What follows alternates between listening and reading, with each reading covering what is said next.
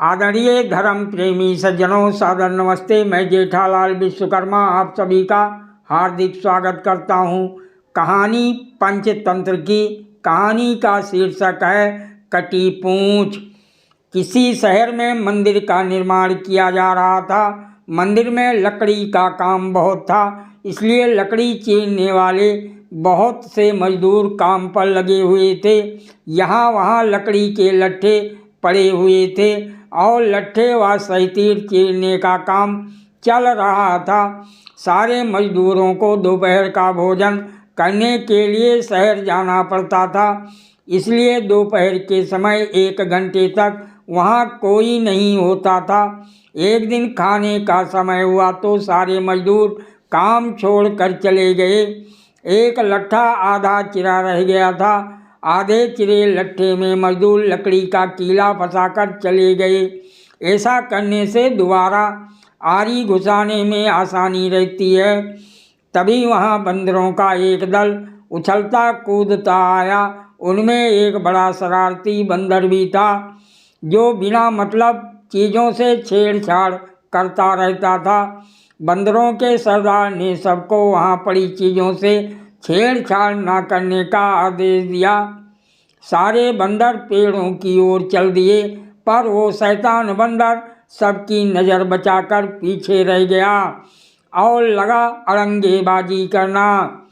उसकी नज़र अधचिरे लट्ठे पर पड़ी। बस वो उसी पर पिल पड़ा और बीच में अड़ाए गए कीले को देखने लगा। फिर उसने पास पड़ी आरी को देखा। उसे उठाकर लकड़ी पर रगड़ने लगा। उससे किर किर की आवाज़ निकलने लगी तो उसने गुस्से से आरी पटक दी। उन बंदरों की भाषा में किर किर का अर्थ निखट्टू था। वो दोबारा लट्ठे के बीच फंसे कीले को देखने लगा। उसके दिमाग में कौतूहल होने लगा कि इस कीले को लट्ठे के बीच में से निकाल दिया जाए तो क्या होगा।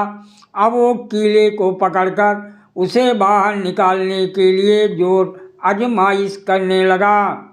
कीला जोर लगाने पर हिलने व खिसकने लगा तो बंदर अपनी शक्ति पर खुश हो गया।